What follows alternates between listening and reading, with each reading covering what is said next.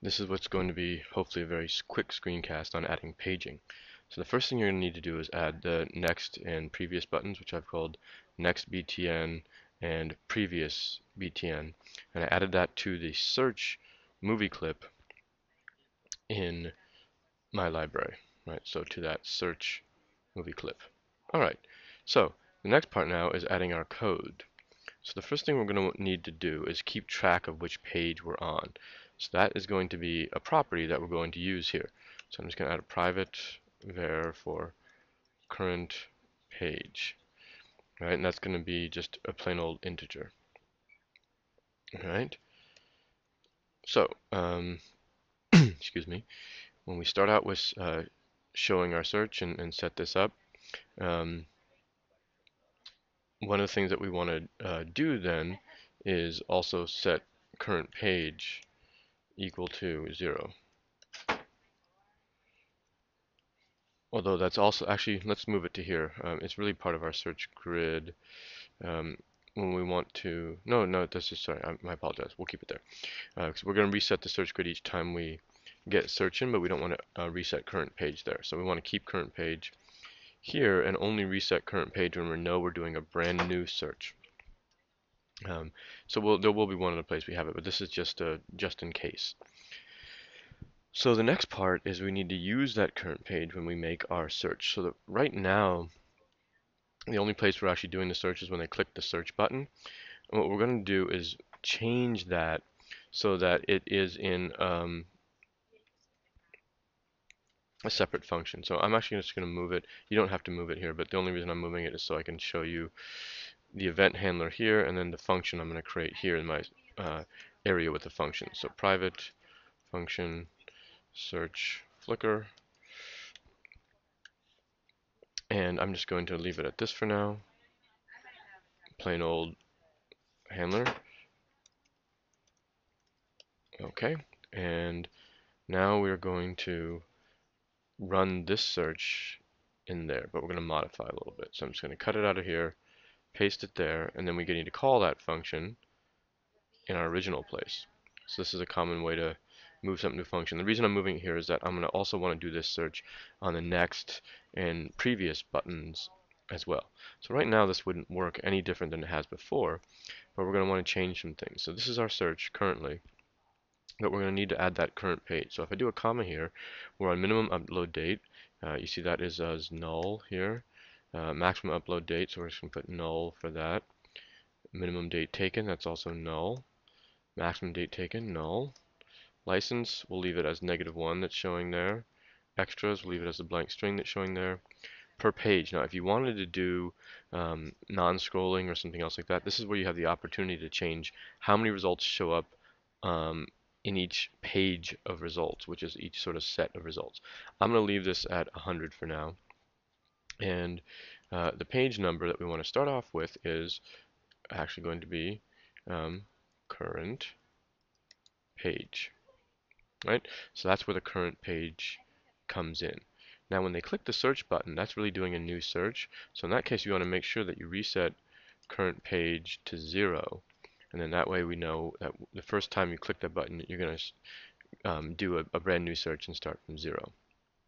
Right? What we're going to have then, though, is other handlers for the next and the previous buttons. And we're going to add in here a second. So unclick next, we'll call it. And where we don't reset current page to 0, we actually want to go to the next one. So that's current page plus plus. And then unclick previous. You're going to have current page minus minus. And then search Flickr. Right? And so that is then going to do those searches and do it. Now all we need to do is the handlers for the next and the previous. And since those are part of the search button, we also want to add those in to our show search. So that creates this new search item and so forth. So that's our search button add event listener, and we had our search.next btn add event listener. Mouse event again, click on click next. And just going to copy this and paste it in for called it prev, I think, Prev, previous button, on click, previous. Alright, so let's run this and see how that works.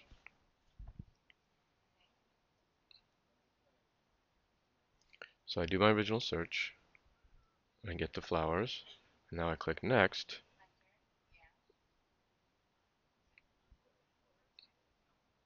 and here we go with the next set of results.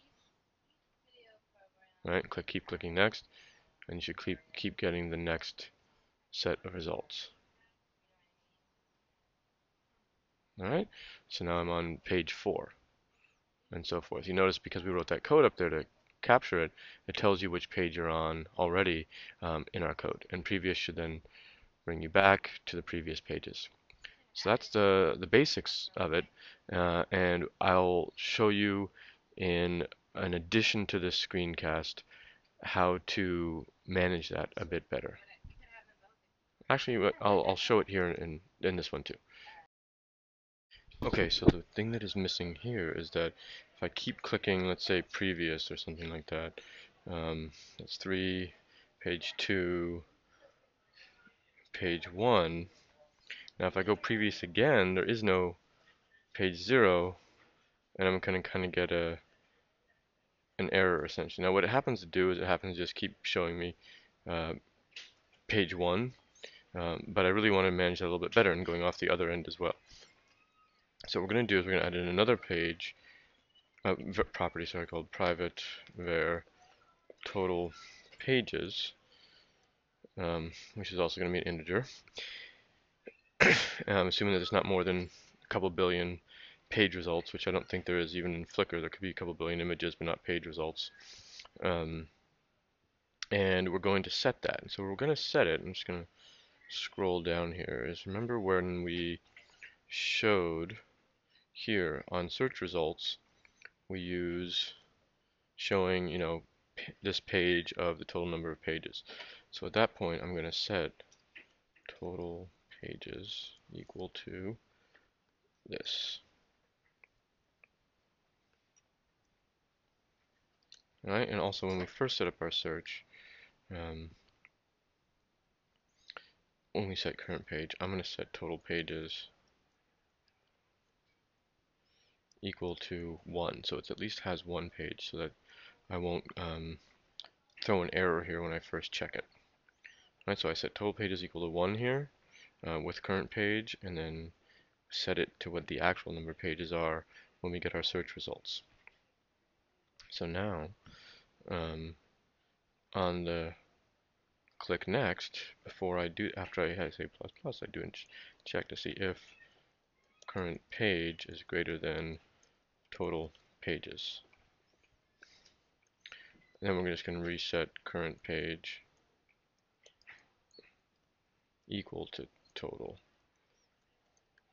pages for now, but you could also alert user or remove the next button or something like that. You might actually want to remove the next on the previous one. Then here on the minus minus, you want to do check to see if the current page is less than 1. So we don't want to go past 1 on that, and then you set current page equal to whatever. So you could set it back to 1 if you want to, or I should mention this here, if I want to loop around, when I get to the end, I could go back to 1, and when I get in the beginning, I could go back to the end, total pages, like that. And then we do search Flickr. So that way now, if I run this, and I search for flower, I have 1. If I do previous now, right, it'll go to the end. Although I think I did my typing a little bit wrong on my number here, so I'll have to take a look at that. But I'm gonna let you finish that one and figure that one out to stop this and keep this presentation short.